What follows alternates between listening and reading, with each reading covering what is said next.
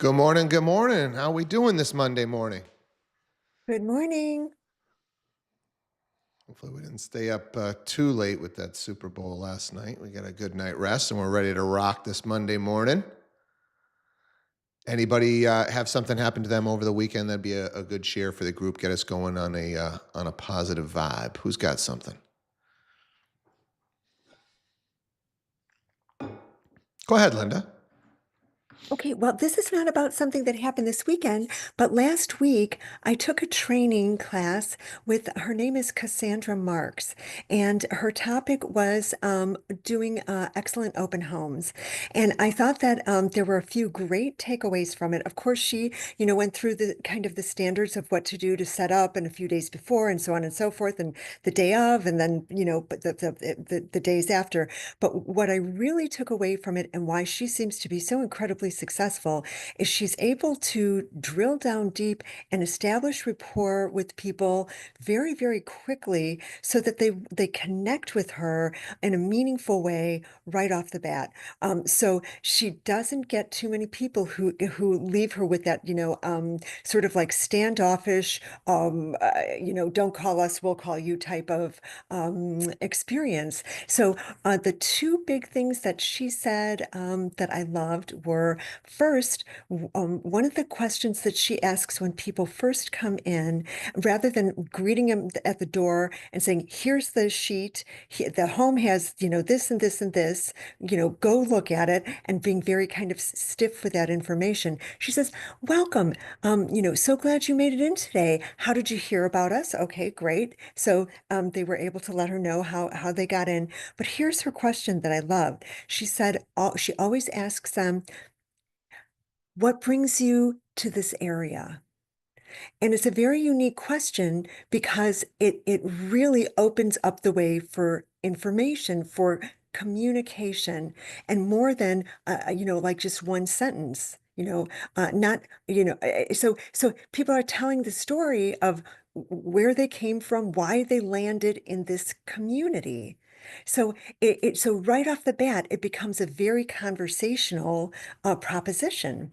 Oh, wow. Oh, that's amazing. Oh, so you're here from here and you'd like to get closer to your grandchildren. Oh, I love that so much. Or, whatever it is, it's just a much richer opening. So anyway, then she does, after they get through all of that and she gets some information and they've gotten a little warm and fuzzy with this, then she tells them very basic information about the home. And she says that when she goes into an open home, she always finds one thing about the house that is unique that she wants to point out. So she'll say to them, "Oh, by the way, you have to check out the such and so, the amazing master bath." Or in one home she recently did, somebody had an oven, a second oven in the laundry room. "Oh my gosh, you're not going to believe this oven in the laundry room. Circle back and let me know what you think about it." So she always points out something where she asks them to circle back, "Let me know what you think about this." Right? So that when they come after they're done, and then she doesn't, march around with them, she lets them go tour. And then when they come back, she'll say, "So, what did you think about that master bathroom? Or what did you think about that such and so?" And so she really opens the way for lots of great conversation. And instead of just yes, no, it's nice, and just very stiff and rigid kind of proposition. So I liked what she had to say a lot. She's able to connect with people really, really well. And she's able to set all kinds of appointments for both buyers and sellers because of her great relational style.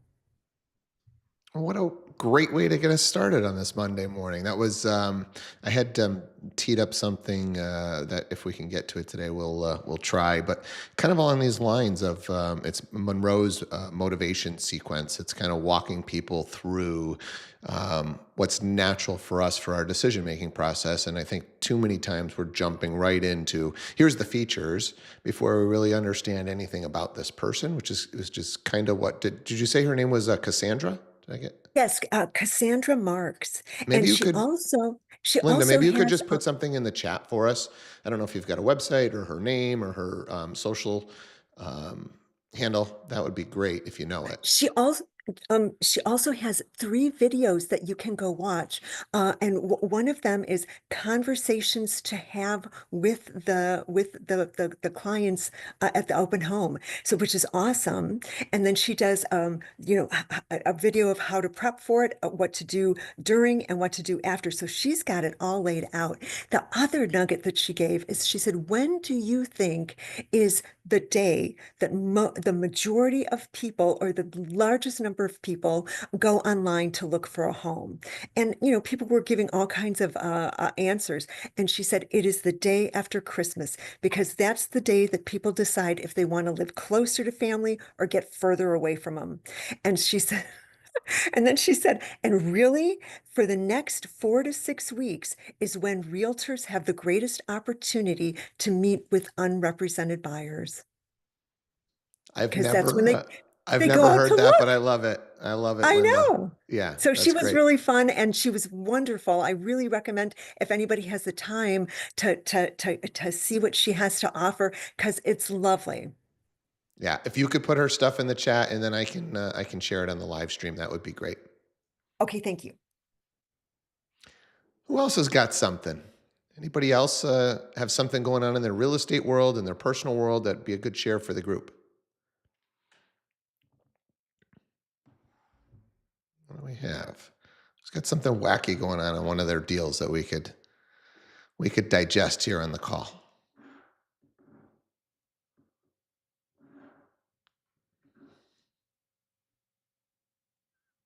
Why don't we transition into this Monroe's motivation? I think it's an interesting share, especially the way Linda opened it up for us. So I was listening to a conversation that Tom Ferry was having with an author that kind of does some studies around these communications and why do people. I think they did a study of like 5,000 salespeople, kind of interviewing them, all different generations, and they started this study, I think, pre-COVID, during COVID, post-COVID, and kind of what are the communication fails, what are the wins, and what is the overall strategy that's going to help us, whether we're doing the buyer's presentation or doing the listing presentation. Because, like we talk about on this call, moving forward here, this is the world that we're going to live in. More professional, more tactical, need more strategy. We can't be going in and just winging these conversations. So let's transition over into this video and then we can talk about it a little bit.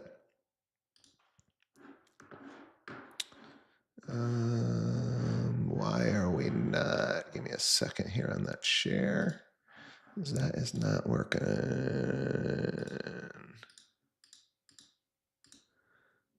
You guys are just seeing a blank screen right now, right? Yep. Why am I not getting my... There we go. That's weird. All right, let's tee this up for you guys. Can I go full screen? What'll happen there? That'll be a little bit better. Let's give this a play. Like there's this through line you carry through. That's a very powerful one. But I bet 99% of the room watching right now, maybe in a small meeting or running on the treadmill, Monroe's what? Yeah, that's a bigger topic for a different day, but it's a sequence. No, you can't just give it to them quick, just high level, or they can Google it, but high level, what's the concept? So Monroe was a strategist and a theorist in persuasive messaging, and he said that for an adult to change their mind, to go from one sequence to another, they have to go through a 5-step process, and that's when you hit those 5 steps, then the person is more likely to feel not manipulated, but logically inclined to make a decision. And what are the 5 steps? Well, they're going to sound so trite, but they're the attention step. And the attention step is not about having a pithy quote or some sort of story. It has an awakening. Yes. It makes people say, yes. Oh, I've heard this before, but the way you're saying it's kind of landing in my mind in a different way. Yeah. Then there's the need step, which answers the call of all skeptics. Why do I need you? Yeah. Then there's the satisfaction step, which most people are good at, telling you who I am and what I do and how I do it and blah, blah, blah, right? That's all lives in the house of satisfaction. But satisfaction is supposed to support the need step. That's right. Then the visualization step, which is step 4. And that helps the listener to visualize where you're taking them and how the future gets brighter when they move forward. And then the action step is, what do you want the listener to do as a result of the message? And that's paired with what you will do to, of course, carry the ball across the finish line. That was beautiful. Thank you. Did you get all that? I think you're going to want to Google that later, or maybe go to And it's Perplexity. all your in favorite presentation clip. ready. Right. I think that is definitely Hector. That was the clip. So it's funny. I was meeting with a friend the other day who had a business idea, and I've been through your training, Terry, and I have heard about Monroe's motivated sequence. Hell, mate. And yeah, I went through it, and I led my friend through the Monroe's motivated sequence in terms of crafting his messaging for his idea, and he was like speechless, stunned at how. I mean, you said it sounds trite. It doesn't. It's not trite At all. It's Okay. logical. Because Because most they're people so much most people go deeper. right at number 3. They do. Hi, I am. Let me tell you what I'm doing. I'm really excited versus creating some level of awareness, getting their needs takes analysis, or maybe reaffirming because you did a prequal. You're creating the before you got case. there. The needs is creating the case I'm for here, what you do. I'm here for a reason. Yes. Right? And that helps people to go, wow, I am being overly informative because I am not following this track. Yes. And that full circle moment when you say to me, where are the weaknesses? I think winging it and being overly informative being versus persuasive and failing to close the sale, I think all 3 of them are tied, and they all live under the house of case. And we haven't even touched what happens in the creativity or the delivery parts that can throw you off. So every one of these little things gives you a place to strategically begin to course correct, to elevate your skill set in 2025. So go ahead. I was going to say, I also think what you said earlier, where you're at an appointment, a listing appointment, and you ask the questions to the seller, hey, what's most important to you? What's been your experience? You did some fact finding. I would wager that a lot of folks who are overly informative because they don't know where to focus their attention. But if you just listen to the needs, you would know this is where I need to live in terms of highlighting and emphasizing my value proposition. Right. So that was great insight. I think Thank about how many times I've been pitched, and I use that word with love, right? Yeah, of course. Yeah, and I'm not going to name this person because she might be listening. So she helps us with some financial stuff, and I call and say, example, hi, I need more insurance. Okay, cool. So, all right. So, Tom, I want to explain to you. And I mean, I'm literally sit there and like the first meeting, I was very polite. The second meeting, I was like, I just need more insurance. I want this much. Tell me how much, and I'll sign the paperwork. Yeah. Like, I think the mistake that we make is we put a tape in our head of it's.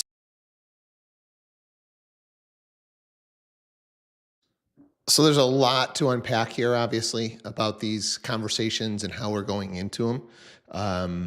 But the thing that I took away the most is just kind of going in for the presentation without doing that needs analysis up front, really trying to understand. And I think the opening line, Linda, that you had about, hey, what brings you to the area? That's just kind of like, let's just get a little back and forth going here of who am I dealing with, right? Before we're just going in for the kill. So what did you guys take away there? What did you hear? And obviously this is a long conversation. She's got a book out on this topic, which, I think this stuff is really, really important. We've got to get our conversations down. We've got to go in there with an idea that we're trying to close, right? If you saw the fifth thing on Monroe's motivated sequence here is you got to have a call to action. Right. I think I was listening to this interview, and the biggest mistake she saw as they looked back through these sales presentations is, so what do you think? Or do you have any questions? Versus, do you want to move forward? Are you ready to move forward? Right? There's a big difference there. And these little changes in both tonality and actually the words that you're using can make a big difference between whether you're going to get that sale or you're not going to get that sale. What do we think? Who's got some comments? What did you hear?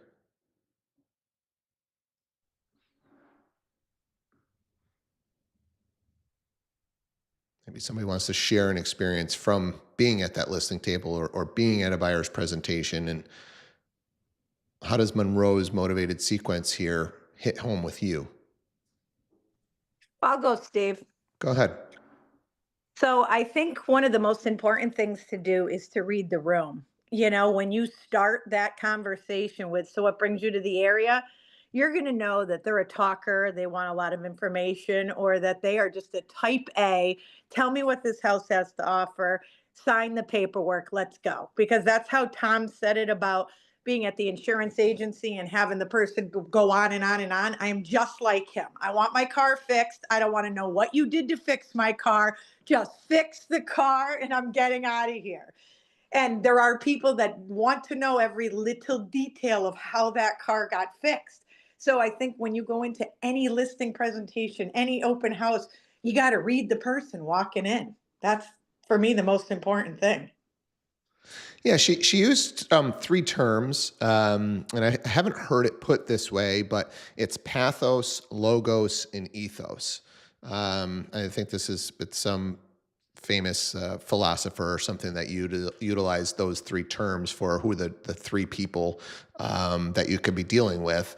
And obviously, I think logos is for those that are super logical. I think pathos is the empathetic, who just, you got to get them with the heart. And ethos is maybe a combination of the two, or if anybody really understands these three, maybe they could tell us what the difference is between the three. But definitely reading the room and knowing who you're talking to, and you got to pick up this really, really quick, especially in the society that we're moving into, where things are just moving faster and faster.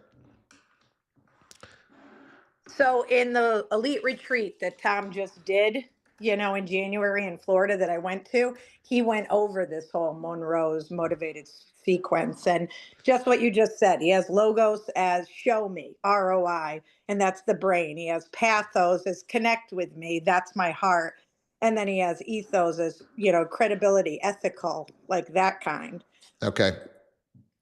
Yeah. So like, show me show me your credentials so that I can, then believe in you a little bit more. Right. Yep. And so, and if you've got one of those people and your credentials aren't that great, right, you've got to have a backup plan. Can you talk about your brokerage? Can you talk about your team, right, as far as the credibility goes? So that's, if you're newer and you don't have, a ton of sales, you've got to utilize some of those things to help you get over that hump if you're dealing with an ethos style person. So great share. Anybody else want to just kind of add to this conversation? Do you have anything else about having these conversations, being at the listing table? What's working for you? So I'm just seeing here. I'll throw it up on the screen. Can I get that shared? Why is that not sharing for me? There it goes. Thank you, Meg. So I think the other thing that's interesting, right? When you're at the kitchen table, you could be dealing with two of these different people. Right? You could have a pathos and you could have a logos, right? So now what do we do? Right? And this came up in this conversation. I just played the short clip, but that was like a 40-minute interview that Tom and Jason did with that author. And we've got to hit both of them, right? You've got to slip in a little bit of something to keep each person engaged, right? And you've got to be able to do back and forth. And this is what the master salespeople do, is they understand, hey, this person's logical. I'm going to have to give some stats. I'm going to have to give some visuals, right? And this person's more from the heart. I'm going to have to tell a couple of stories, and painting that picture, the visualization of where I'm going to take them, why it's going to be better when you work with me, how I'm going to make your future easier, that visualization. It's really, really important. So, and I can tell you, I've been on, hundreds of listing appointments and far from a master at this. Lost, probably most of my listings that I didn't get because I didn't have this nailed. Adam. So just one thing to add here. It might sound simple, but make sure you are treating both people at the table equally, because I will never forget the day when the wife looked at me and said, Adam, I own 50% of this house too. So that was early on in my career. I must have been focusing on the male for whatever reason. So now it might seem obvious, but just make sure when you're reading the room, you're also talking to everyone in the room, in this case, the husband and wife that own the house. Yeah, that'll put you in your place really quick. That's a great share, and I appreciate you being vulnerable, because the reality is you're lucky that that person stepped up and said that, right? As embarrassing as maybe that is in the moment, if they don't say that, if you don't get that feedback loop, right, you could be making that mistake on however many more listing presentations that you go on and not getting them and not even understanding why. So it's super critical that we see that, we hear that feedback, and that we're able to then make an adjustment off of it. So that's a great share. Anybody else have something that just happened at a listing appointment? Um, hey, you know what? This happened. I learned this lesson, and would like to share it with the group, because that was a good one, Adam.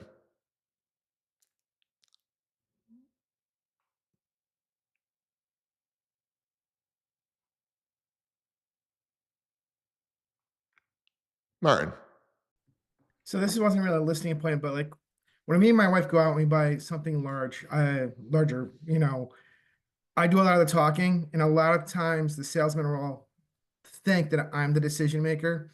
And anybody who's married knows, the man is not the decision maker. And it's like they seem to ignore my wife because she just sits there and she processes everything. I'm the one who talks and everything else. And then, if she doesn't like it or she doesn't want to do it, it's like it doesn't matter what you think of me, and you think I'm the decision maker, but I'm, it's really like, let's face it, 70-30. She's 70, I'm 30. I love this point, Martin, because I think, in most relationships, there's going to be somebody that's a little bit more extroverted. They're going to dominate the conversation, and that can easily be mistaken for they're the decision maker. So this is an awesome share. Rewind that, take that down as a note if you're on this call. Like, just because the person's dominating the call or the conversation or the Zoom meeting or whatever you're having does not mean they are the one that's going to be most influential in making the decision. Thanks for that share. That was good. Linda. I love all of this that we're talking about this because what Adam has said is so true, and what Martin has said is so true. But here's the thing: we as realtors, we are only human. And for example, when Adam connected so much more with the man than the woman, it was just because they had a human connection that clicked for them more. It flowed easier than the connection with the other one, the woman, right? And so we really, really have to be super cognizant of who we are feeling more drawn to right? Because we're only human, right? So we're going to connect with the people who we just have that click with more so than the other party. And so we really have to be very intentional, to everybody's point, about including everyone and trying to It's time to do a kind of listing appointment. It's adjust time to to do. them as well. Sorry about that little bit of audio. Thank you, Linda. Sure. Appreciate you. And I just did share Linda's, and she's got it in the chat here for those of you on Zoom, for Cassandra Marks training. I think you can just search open house training, and that one should come up. Anybody else? This is a really critical topic. Any little share, any little nugget could really help. If you've had something happen, we'd love to hear from you. I've got something. Go ahead, Steve, Wendy. a couple times. Yeah, just not on the listing or buyer presentation. Well, sort of open house. I just had a couple of people this weekend that were really nice in giving me their time to really draw a feel for what they're looking for, where they've been, and what their expectations are. So without kind of knowing the order of all this, I just ran through what I felt at the moment, and covering the needs of both husband and wife. What their um, uh, situation is, of course, for finance, and then looking to connect them for their future. And just kind of going through my experience in real estate, as well as life, just quickly, just noting that, of course, everyone knows it, but until you really hit on something that rings true to them, and being looking to slow down, retire, things like that. Life is very short, and no one's given any guarantee of how long they're going to be here. So with that, it's just like, think about it, make your plans, think about your future here in Florida, you know, versus New York, wherever, Minnesota, Michigan, all the freezing states right now, and just kind of make them feel comfortable with the neighborhood, the home. Any questions, of course, I didn't follow them around like a puppy dog, but I did take them out, you know, back, show them some things. I went over some things that we need to address, some things we're working on, you know, how the seller is you know, expecting to you know, work on the price some more. I was given, you know, that information to go by. So anyway, it was just a nice meeting, and the people were really sweet. They stayed for a good bit of time. They weren't represented, so sent out some emails and some texts, and they were very appreciative of my time and the information I could provide to them. So I was really just focused on both of their needs, husband and wife, and you know, touching on some heartstrings, and then making sure I could wrap it up with a follow-up and, you know, offer my services. So Yeah, I think that it's super critical. That's where we're doing that needs analysis, and then we're trying to paint that future of where, you know, where you're going to help get them. Because when they can start to visualize that, that's at step 4. Now you can go and get your call to action in and try and close the deal. But until they visualize what you're trying to sell, yeah, I think it's extremely difficult. Chris, go ahead. Just really quick, to piggyback off what she said, I had an open house about 3 weeks ago, and one of the parties that came through wanted some additional information that I said, absolutely, I'd be happy, you know, to send that. Do you have an agent you're committed to? And she's like, I do, it's so and so. I'm like, no problem. I'm going to send that information to so and so. And then they went along their way. Then she came back to ask me a zillion more questions. And of course, I answered them. At the end, she came back and said to me, I can't thank you enough. You don't know how many open houses I go into. And once I say I'm committed to another agent, they ignore me and they go on to the next person that's not already with another agent. And I just want to thank you for that. 3 days later, her sister called me to buy a house because she was so impressed with how the interaction went at the open house. So never, you know, just pass by anybody. Yeah, what a great share, and you know, I think that is like a natural thing to do, especially if it's a busy open house, right? You're trying to do your meet and greet, you're trying to learn about these people a little bit, and you know you've got limited time and limited amount of conversations to have with each person, and once they've got an agent, it's tough, you know. So this is a great share that just people are human, and so maybe she feels, hey, you know what? I've committed so much time to my previous agent, and to be honest, they're doing a pretty darn good job. Right? They're doing okay. I'm happy enough, but it's not somebody that I'd be recommending future clients to, right? And so, boom, 2 days later, future client. Hey, you know what? This agent, I think, is the agent that could help you the best. So I love that. We talk about, you know, getting to the bottom of every single lead, understanding every single person, and treating everybody the same. And this is a prime example of why you want to go out and do that every day. So I love it. That's a great way to end our Monday. I appreciate all the shares today. You know, if you go out and take a training today, we'll switch over to those. Come back and share what you learned. That's what this call is all about. I think you guys drove most of the call today, which is awesome. Anytime that we can get that, I think this call is just leveling up. So let's go here. So trainings that are available today, Commercial Real Estate 101, Social Media and Marketing, the CEO Connect, Sales Accelerator, a live session. What is this? How Move Concierge can bring added value to your buy-side transactions. And that'll do it. So 5 different opportunities to learn something today. Go out, take a training, learn something, and come back and share it with this group. I hope you guys all have an awesome Monday, and we will do it again tomorrow morning. Take care. Thank you. Have a good day, everyone. thanks, Steve.